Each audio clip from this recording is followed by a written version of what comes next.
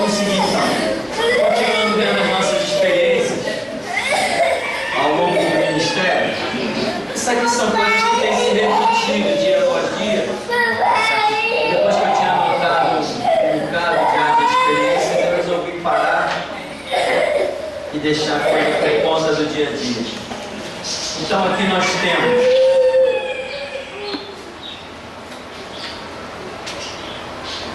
Mateus 6,6, né? Diz assim: foi comunicado acerca de uma senhora, irmã em Cristo, que encontrava-se cerca de 3 semanas sobre o leito. Eu a conhecia de outra denominação onde juntos congregamos. Então veio o pedido para que fôssemos até a sua residência para orarmos. No momento em que eu fui chamado, senti que aquela enfermidade era para recolhimento. Todavia, ao entrar no local onde jazia a irmã, veio sobre mim a misericórdia do Senhor e intercedi por mais um tempo, uma chance, uma oportunidade. O Senhor confirmou a nossa súplica e disse que aquela seria mesmo a hora da partida. Contudo, ainda havia uma obra a ser realizada e estaria dando mais um tempo. Continuando a falar, o Senhor dissera que a obra da vida daquela irmã estava parada por 20 anos devido à rebeldia e que o mesmo motivo a tinha posto sobre aquele leito. Após ser dada a oportunidade para que a mesma falasse, foi relatado que há 20 anos atrás o Senhor havia levado de uma denominação batista para uma assembleia. Contudo, a mesma não quis permanecer, por, segundo ela, a denominação batista ter uma administração mais clara, fazendo referência à cessão de prestação de contas financeiras que algumas denominações tradicionais sustentam. Após seus relatos, o Senhor disse: foi isso mesmo. Eu coloco uma observação: ao membro da igreja não compete saber o que os outros estão fazendo nos seus ministérios. Cada um dará conta de si mesmo a Deus. Vamos comentar essa experiência, o que aconteceu. Aqui já estávamos com o ministério, aqui há quase 2 anos já estávamos aqui, e veio a notícia: olha, vai orar pela irmã fulana e tal. E qual o problema dela? Não, já tem 3 semanas que ela está em cima da cama e só consegue sair para ir até o banheiro e voltar. Quando essa notícia chegou a mim, parece assim: essa enfermidade aí já era para a morte. Porque o Espírito Santo trata conosco de formas diversas. Eu falei: essa doença é para a morte. Falei assim: vamos lá. E eu já saí daqui, chamei uma outra pessoa para ir orar comigo lá. Já saí daqui sabendo que o recado era para a morte.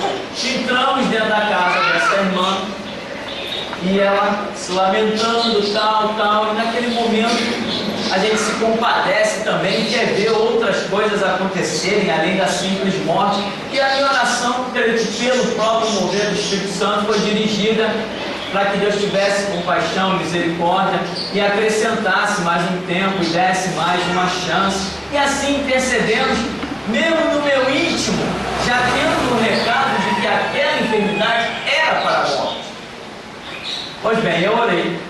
Depois a segunda pessoa que estava comigo narra ter tido uma visão em que uma coroa, a coroa dessa irmã baixava sobre a cama. Então a interpretação era que aquela enfermidade seria para a morte. Eu não havia comentado nada do que eu senti. Aquela enfermidade seria sim para a morte, mas a coroa foi recolhida, ou seja, uma nova oportunidade estaria sendo dada para essa irmã. Ela tinha que buscar a Deus e ela, depois no decorrer, a profecia continua e diz que há 20 anos atrás,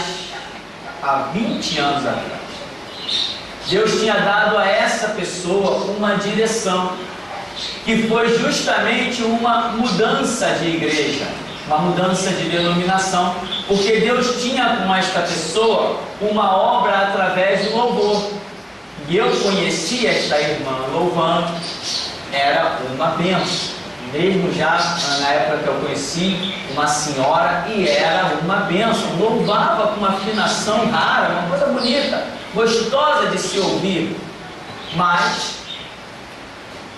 então, ela mesma confirmou, dizendo: não, há 20 anos atrás, Deus me mandou sair da igreja batista para ir para uma assembleia. Mas eu, quando cheguei na assembleia, eu achei que a administração da assembleia não era muito clara, porque nas batistas existe uma tal de sessão de negócios. Aí ela diz assim: salário do pastor X, gasto com energia elétrica X, fundo para a comissão não sei o que da missão X, quanto tem na conta, a poupança X, quanto foi gasto de doação de cesta básica, de alimentos X. A denominação batista tem esta palhaçada, esta hipocrisia, esse descaramento. As denominações batistas têm. Isso para mim é uma palhaçada. Então, ela, quando chegou na assembleia que não viu esta palhaçada, ela falou assim: não, a administração da Batista é mais cara, eles dão mais satisfação do dinheiro. Quem foi que disse que eu mesmo de igreja eu tenho que ter satisfação do dinheiro da igreja? Quem foi que disse isso? O que a palavra diz é: vai lá e dizima, contribui. Não me disse para mim ver o que estão fazendo com esse dízimo. A minha responsabilidade, obrigação, o meu compromisso é dizimar. Ah, mas estão usando o meu dízimo para comprar armas, vender maconha e cocaína. Problema de quem está usando. A minha parte foi feita perante meu Deus. Isto é cristianismo. Isto é seguir regra, mandamento. Se quando eu estou buscando, se Deus achar: olha, não contribui mais aí, não fica mais aí, Ele me deu a direção, estou indo embora. Agora, se Ele me diz: teu lugar é aí, fica aí, então é aqui que eu vou ficar. Contribuo, vou fazer o que tiver que fazer, o que Ele me direcionar a fazer, eu vou fazer, naquele lugar, ou por aquele lugar, ou seja lá como for. Ah, mas estão usando o teu dízimo para contrabandear a arma do Paraguai. Deve ser ruim, né? Contrabandear a arma do Paraguai. Não me interessa. Estou nem aí. Deus me mandou contribuir lá? Então é lá. Isto é cristianismo. Você tem que obedecer a Deus. Mas a pessoa, não, essa administração não tem sessão de negócio, não tem prestação de conta. Não sei quanto que o pastor está ganhando por mês. Ah, não, isso aqui está muito. Eu vou voltar para a Batista. Resultado: saiu. Lembra do que nós falávamos? Da direção e tal, essa coisa, a vida que sobe, a vida que desce. Durante 20 anos, o projeto de Deus era que ela gravasse CD, cantasse, vivesse do ministério, sustentasse a casa dela e outros. Esse era o projeto de Deus. Resultado: estava apenas cantando dentro de uma igrejinha e mais nada, e absolutamente mais nada. Aí Deus vem e diz: realmente acabou, mas por esta obra que eu tinha para realizar há 20 anos atrás, vou dar mais uma chance. Resultado: oramos naquele momento, aquela pessoa que há 3 semanas, 21 dias, estava em cima de uma cama, no dia seguinte eu encontro com ela na rua. E aí, irmã, melhorou? Melhorei, tá, não sei o que, tá bom, irmão, tchau. Saiu do leito da cama, né? Saiu daquele leito e foi parar numa praga chamada Igreja Evangélica Cristo Vive, a praga da predestinação. Por quê? Porque a filha dela era de lá e arrastou-a para lá. Não adiantou nada. Não adiantou nada. Não dobrou os joelhos, não orou, não se preocupou em buscar a Deus, aceitou o primeiro que arrastou, levou. E aí, irmã, está onde? Não, estou lá na Cristo Vive, porque essa coisa, minha filha é de lá, então já fica fácil, eu tenho uma companhia. É mesmo? Dá abraço, diabo, vai para a igreja de macumba, então. Quer companhia para ir para a igreja? É mesmo? E nem os camaradas que ligam para cá: Pastor, a rádio está fora do ar? Tá, meu irmão. Poxa, como é que eu faço para ir nos cultos? Toma aí.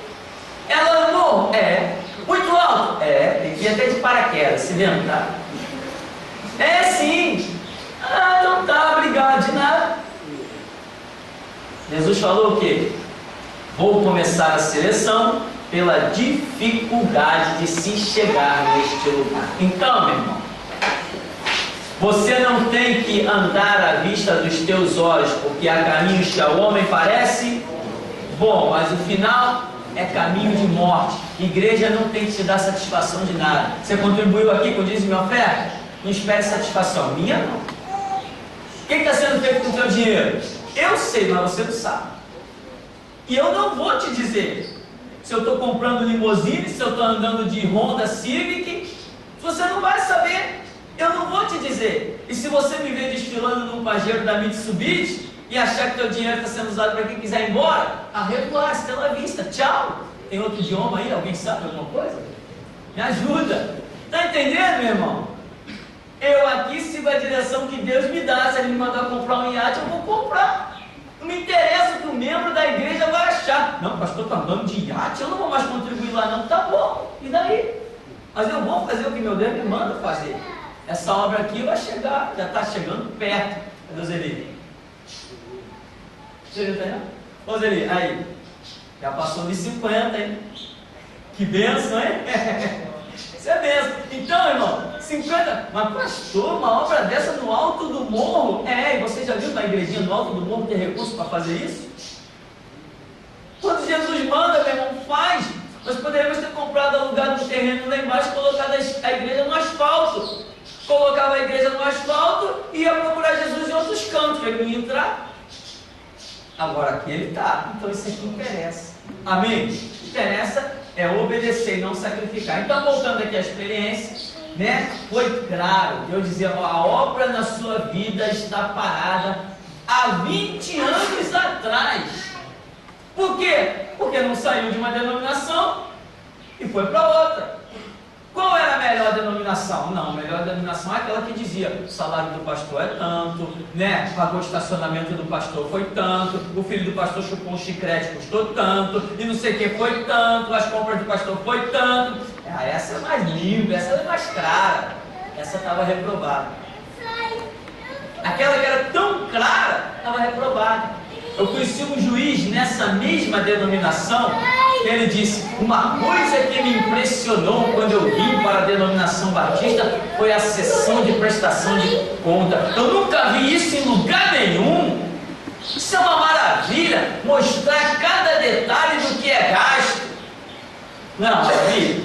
É tanto maravilha que poucos meses depois ele estava brigado com a igreja e foi embora. Jesus prestou conta de alguma coisa? Prestou? Eu vejo Jesus prestando conta.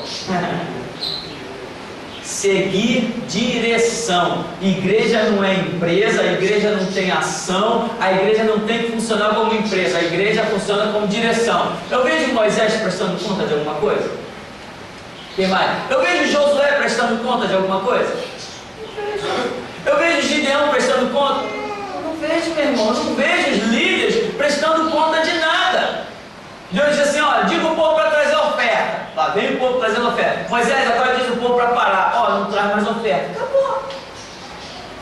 Não vê prestação de conta. Essa prestação de conta que existe nas denominações batistas, parece que algumas outras por aí também, para mim é uma palhaçada, e Deus não tem nada a ver com essa palhaçada. Direção de Deus, ministério, não é isso. Imagina, era um dia inteiro, um horário de culto mais ou menos de 2 horas para prestar conta. Aí, meu irmão, era uma discussão. Olha, nós temos a seguinte conta: quem aprova essa proposta? Aí uns não gostavam, né? Aí outros que tinham bronca de uns: eu aprovo. Tem apoio a essa proposta? Eu apoio. Então vamos votar a proposta.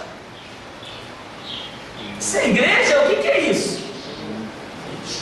Aqui, meu irmão, é assim: irmão, vou fazer. Quem gostou, fica. Quem não gostou, tchau. Irmão, vamos pintar. Não, mas eu não gosto dessa cor não. Então eu procuro uma igreja que é da cor que você gosta. Vai ser dessa. É assim, irmão. A igreja Senão não anda. Se eu tiver errado, o amanhã vai mostrar, mas se eu tiver certo, o amanhã também vai mostrar. Aqui é assim, é mão de ferro. Já viu aquele filme Exterminador do Futuro? Arranca essa pele aqui que tu vai ver minha face de aço. Ou então de diamante. Então, irmão, aqui é assim, não, mas como esse chão verde não ficou legal, não. Não pisa, meu irmão. Pô, sei lá, entra plantando bananeira, mas vai ser verde. Tá entendendo? Mas tu achava que essas colunas, se elas ficassem azul marinho, ia ficar muito boa. Eu também achava, mas por enquanto vai continuar prateado. Aqui é assim. Na administração eu sou mão de ferro. Eu não ouço pai, mãe, irmão, irmã, filho, filha, mulher. Eu não ouço nada. A administração de Deus é: Senhor, vou ou fico? Faço ou não faço? O que Ele me diz é a única coisa que eu sei ouvir. Não ouço mais nada. São 10 anos, vamos caminhar para 11. E olha, estamos alcançando pessoas no mundo inteiro, né? Esses dias me ligou de novo a menina da Alemanha lá. Disse: o que ela está fazendo na Alemanha? Pegando as mensagens que ela achou na internet, comprou um telão, coloca o telão dentro da casa dela, chama as pessoas para assistir a nossa mensagem lá na Alemanha. Estou pregando lá na Alemanha, irmão. Por quê? Sei, Jesus deve ter achado alguma coisa boa em nós, amém? Então, não ande segundo os seus olhos, né? Não, mas a denominação batista, eu gosto de saber o que está sendo feito com o meu dízimo. É mesmo? Isso é bíblico isso? Você tem que saber? Alguém tem que te contar alguma coisa? Eu conheci igrejas, irmãos, enormes, igrejas com 2.000 membros, igreja que tinha ações, fazia muitas coisas. Se uma igreja dessa fosse prestar conta de cada centavo para o povo, podia começar o culto 8 horas da manhã e até 8 horas da noite. Não é lógico que muitas dessas organizações visam cativar as pessoas com essas palhaçadas. Para mim é palhaçada. Porque tudo aquilo que eu olho e vejo que Deus não está no negócio, para mim não passa de palhaçada. Bom, seguir então, tem mais uma experiênciazinha aí. Dízimo é mandamento. Aí essa experiência, eu vou direto ao assunto para a gente ganhar tempo, não vou nem chegar a ler. Conta de um caso de uma irmã, uma jovem senhora, que esteve aqui no ministério, e ela estava já aqui no ministério há 1 ano, mais ou menos, quando essa experiência aconteceu. Num determinado culto, uma pessoa, um profeta que tinha aqui em nosso meio, num determinado culto, virou para essa jovem senhora e falou assim: olha, porque hoje, a partir de hoje, você decidiu entregar o seu dízimo, você vai ver todas as coisas que vão mudar na tua casa. Aí começou uma lista de coisas: vai mudar isso, os teus filhos, não sei o que, Ela já estava no ministério há 1 ano, e eu não sabia, porque aqui, irmão, aqui não tem envelope, aqui não tem papelzinho, aqui não me interessa quem dá dízimo, quem deixou de dar, aqui não me interessa isso, porque a palavra que diz trazer os dízimos à casa do tesouro não é minha, eu não tenho poder de abençoar ninguém, a minha palavra não vai abençoar ninguém nesse sentido. Se alguém está pedindo isso, não sou eu que pedi, por isso não me interessa quem está entregando o dízimo ou deixou de entregar, estou nem aí. Porque eu não preciso de dízimo. Jesus me disse assim: vai fazer a minha obra e não vai faltar nada. Eu estou fazendo a obra, não está faltando nada. Então estou nem aí para quem dá dízimo ou deixa de dar. Né? Já pensou? Que fortuna gasta de envelopezinho? Que é isso, esse dinheiro pode ser aplicado em outras coisas. Mas denominações por aí tem isso, porque as pessoas gostam de escrever um nomezinho no papel para o pastor. O pastor tem que ver que eu estou dando dízimo, né? Quando acaba o pastor nem lê aquilo cai na mão do tesoureiro, o pastor nem está vendo nada. Se bem que tem pastor por aí que vai lá ver, né? Faz questão de ver. Tem sim, é verdade. Então, essa irmã, mais de 1 ano aqui no ministério, foi dada essa palavra: porque tu resolveu entregar o dízimo, tu vai ver a mudança na tua casa. eu ouvi aquilo, acabou o culto. A irmã veio falar comigo: pastor, que incrível, verdadeiramente Deus fala e etc. Porque hoje eu decidi que a partir de hoje eu ia entregar o meu dízimo. Ela vivia de uma pensão, uma boa pensão, o marido dela era falecido, essas histórias assim. Enfim, eu falei: amém, irmã, se Deus falou, vai em frente. Tá. Uns 2 meses depois, essa irmã saiu da igreja. Saiu da igreja, automaticamente, já não dava mais nenhum dízimo, sumiu, desapareceu. Só recebia a ligação dela: pastor, minha casa virou toda. Antes era assim: pastor, minhas filhas voltaram para Jesus. Depois que eu passei, depois daquela palavra sobre o dízimo, minhas filhas voltaram para Jesus. A não sei quem, a fulana, estão cantando no coral, o outro está aprendendo instrumento. Meu filho, que nem olhava para minha cara, agora já me ama. Então a minha casa, as coisas, enfim, aquela bênção. Meu marido, um homem com quem ela vivia, né, vamos assim usar a expressão, foi curado de câncer. Tudo, pastor, eu estou vendo que foi tudo porque eu passei a dar o dízimo. Aquela palavra está se cumprindo. Eu falei: amém, minha irmã. Aí agora que ela sumiu, pastor, tudo contrário, né, irmão? Imagina toda a casa virando de cabeça para baixo. Foi a lamentação dela, que a filha deu na cara dela, que as filhas saíram da igreja. As pessoas dizem: fala a Deus, mas quando Deus fala, não tem interesse em obedecer. Resultado, essa foi a história. Então, o dízimo, o que me chamou a atenção nisso aí, foram as bênçãos, que nós estamos acostumados a ver o seguinte: a bênção do dízimo ligada a uma certa prosperidade financeira, não é isso que nós estamos acostumados a ver? Ou estamos mecanicamente fixados nesse ponto? No entanto, quando eu ouvi essa profecia, falou de uma mudança completa na casa dessa irmã, inclusive na saúde, inclusive no relacionamento conjugal, no relacionamento com os filhos. A bênção era uma coisa muito completa e, ao que eu entendi, estava tudo simplesmente ligado ao fator da entrega do dízimo.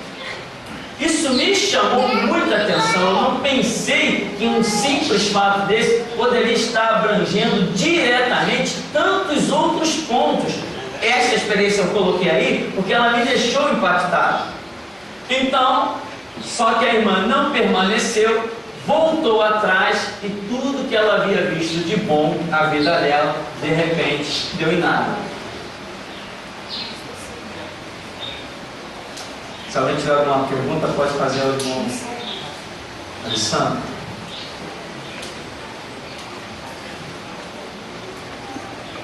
Eu estou analisando aqui a Bíblia, pelo menos que eu entendi aqui, isso é um mandamento com promessa? É um mandamento, sim, com uma promessa. Uma promessa de bênção, né? Sim, sim. Então eu vos abrirei a janela do céu, derramarei uma bênção tal. Então Deus mostra uma ação, né? Muita gente quer que Deus abra a janela do céu, que faça prosperar, mas não está vendo que essa bênção, o cumprimento dessa palavra, está vinculada a uma atitude nossa. Vem a atitude, daí vem as bênçãos. Muita gente quer a prosperidade de Deus. Por exemplo, nessas organizações que tem por aí, essas babilônias, principalmente a Universal, eu ouvi muita gente dizer assim: não estou buscando a prosperidade. Eu disse: você é dizimista? Não, eu dou uma oferta. Basta dizer que a pessoa não estava nem numa denominação, mas você vê que a concepção da pessoa já é errada. Eu dou uma oferta. Não, o dízimo é um mandamento. Pelo que temos visto, o dízimo é um mandamento. Já falamos sobre a questão, né, do que passa pela cruz de Cristo e segue pelo Novo Testamento. E já vimos que a questão de dízimos e ofertas, ela ultrapassa e chega à era da igreja também. Então, é um mandamento, sim, com promessa.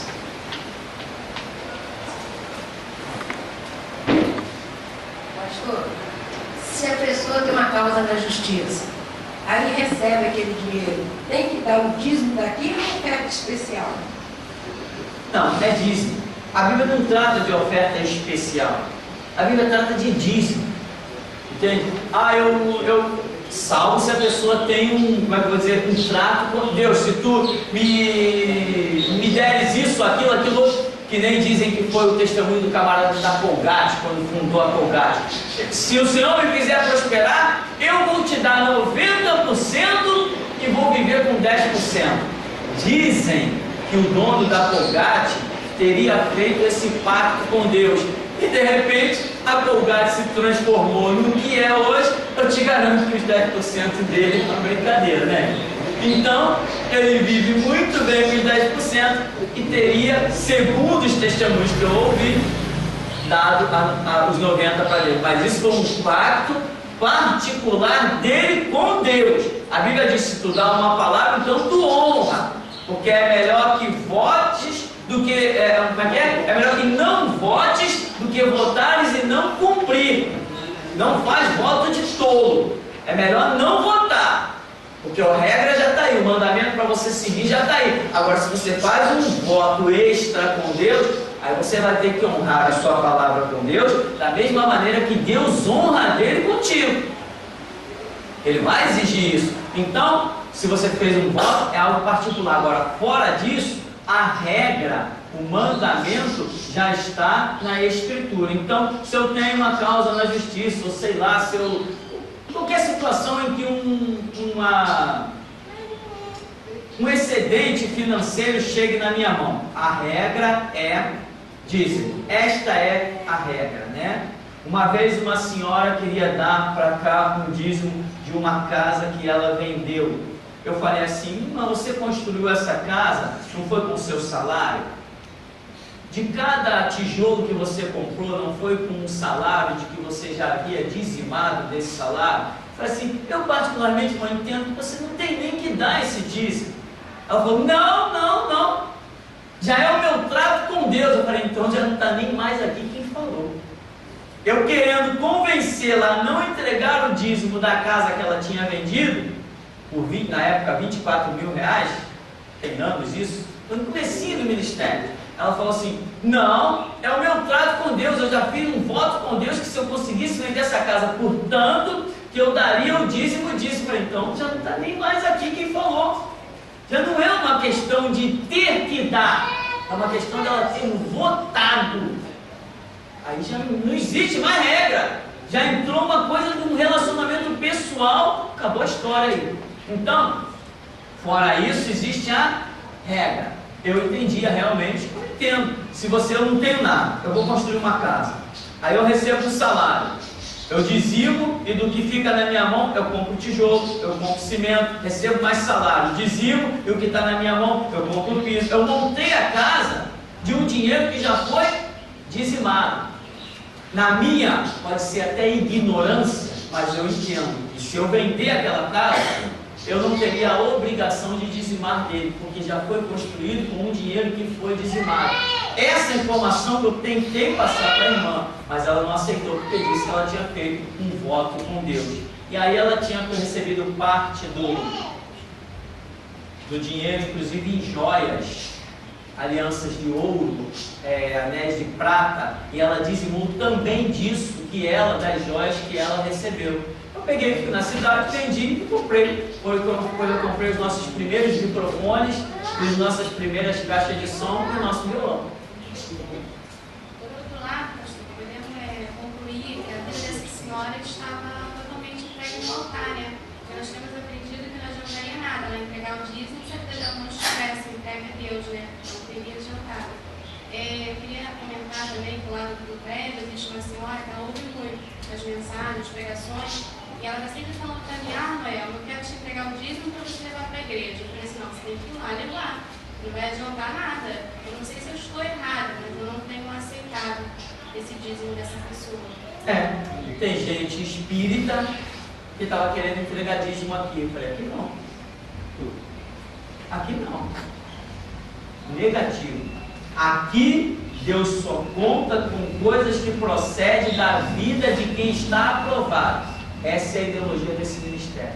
Por aí, o camarada é católico, quer dar o dízimo, dá, né? Tem um camarada de um programa de televisão aí que diz que não sei quantos % do programa dele é mantido por um empresário que é católico. Aqui não, aqui eu não quero.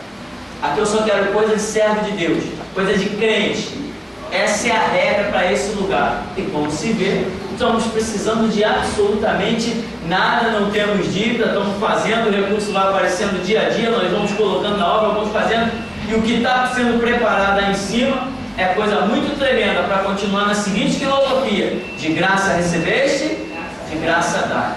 Cada centavo do que tem sido construído aqui tem sido ofertado por servos de Deus. Esta é a visão deste ministério. Por aí não, por aí com certeza, tu é satanista, tu quer dar o dízimo? Dá o seu dízimo assim mesmo, não tem problema não. Deus vai se alegrar. Nada, mentira, isso é mercenarismo. Aqui realmente, irmão, se alguém quiser ofertar alguma coisa, mas você vê que a pessoa não é servo de Deus, não tem vida com Deus, pode dizer não. Se a sua vida não está aprovada, a sua oferta também não está. Amém? Esta é a ideologia do ministério.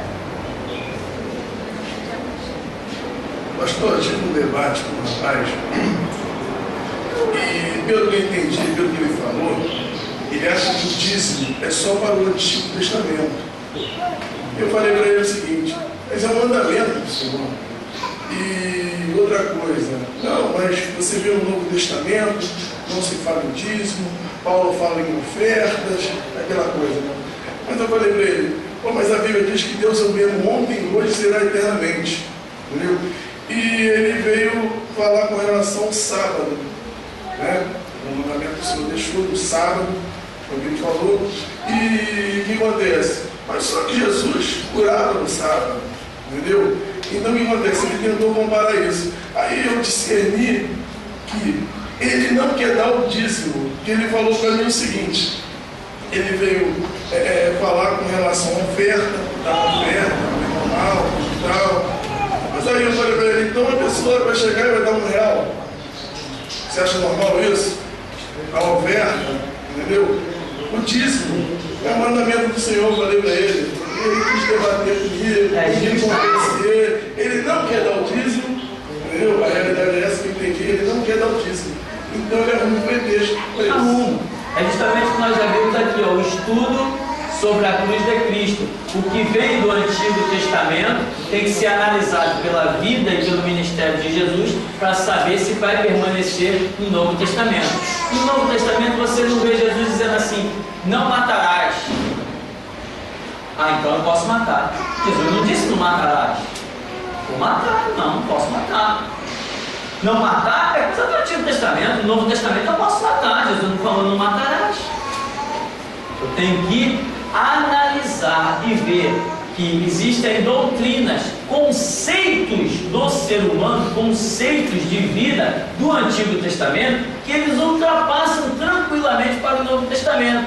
O sábado é detido na cruz de Cristo e não vai adiante. Jesus faz obras no sábado, incentiva os seus discípulos a fazerem obra no sábado. Quando criticam os seus discípulos, ele chama os camaradas de hipócrita.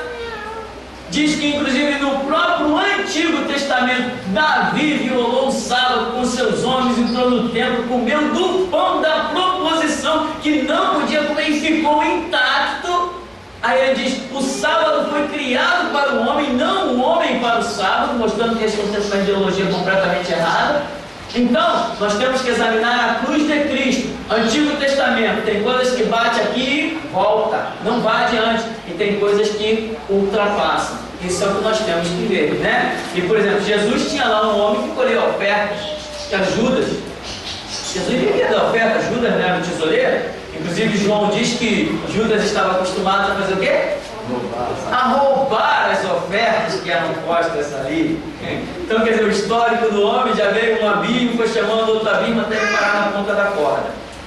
Então, meu irmão, só para nós concluirmos e terminarmos então a nossa apostila aqui, lá no sétimo item que diz Gênesis 2:24, versos de registro de casamento, esse aqui também eu vou, para nós terminarmos, falar diretamente do que se trata. Foi um caso de uma profecia. Tinha um jovem aqui na igreja que era um profeta, e esse jovem uma vez virou para uma irmã e disse: olha, falou alguma coisa para ela, disse assim, não sei que tal que o teu marido. Se referiu na profecia ao marido desta jovem. E eu sabia que esta irmã, ela não tinha certidão de casamento, ou seja, no papel, como se costuma dizer por aí. Eu nunca vi ninguém casado no papel, mas dizem por aí que se casa no papel, né? Esse casamento de outras formas. Então, ela não tinha, eu sabia disso, mas essa pessoa que estava aqui não sabia desse detalhe. E na profecia, ele se referiu ao homem que vivia com esta irmã, logicamente seu marido, biblicamente seu marido. Ele se referiu a este homem como marido, sendo que a situação ele não considerava casamento. Depois, no final do culto, eu chamei o cidadão e falei assim, vem cá, viu a profecia que você ensinou, que entregou para a irmã? Como é que você chamou o homem que vive com ela? O que Deus revelou? Ele falou, Deus revelou que é o marido dela. Eu falei, mas ele não tem certidão de casamento. Como é que é marido? Porque ele não aceitava essa situação. O casamento tinha que ser registrado no cartório. Que um juiz dizendo, eu vos declaro marido e mulher, pode beijar a noiva. Calma, pode ter calma. Então, isso aqui é ridículo, né? Um ser humano dizer, eu vos declaro marido e mulher. Lá em Gênesis já está dizendo, deixará o homem, seu pai e sua mãe, iniciar sua mulher. É decisão individual, não depende de terceiros, muito menos de lei feita em cartório. Diga-se de passagem pelas as denominações, a dominação, melhor dizendo, católica, que criou lá os seus cartórios desde a Idade Média e toma-lhe dinheiro em cada coisa que comparecia perante eles. Então, a profecia chamava o homem de marido, mas na realidade não tinha certidão de casamento. Quando eu contei isso, o camarada ficou sem saber o que falar, porque ele era radical. Ele dizia, tem que casar, tem que tirar a certidão. Quando ele entregou essa profecia, eu chamei ele e disse, você sabia que a irmã fulana, ela não tem certidão? Não tem, quer ir lá, pergunta a ela. Não tem. E como é que Deus, na profecia, se referiu àquele homem como marido? Significa que para Deus ele era marido.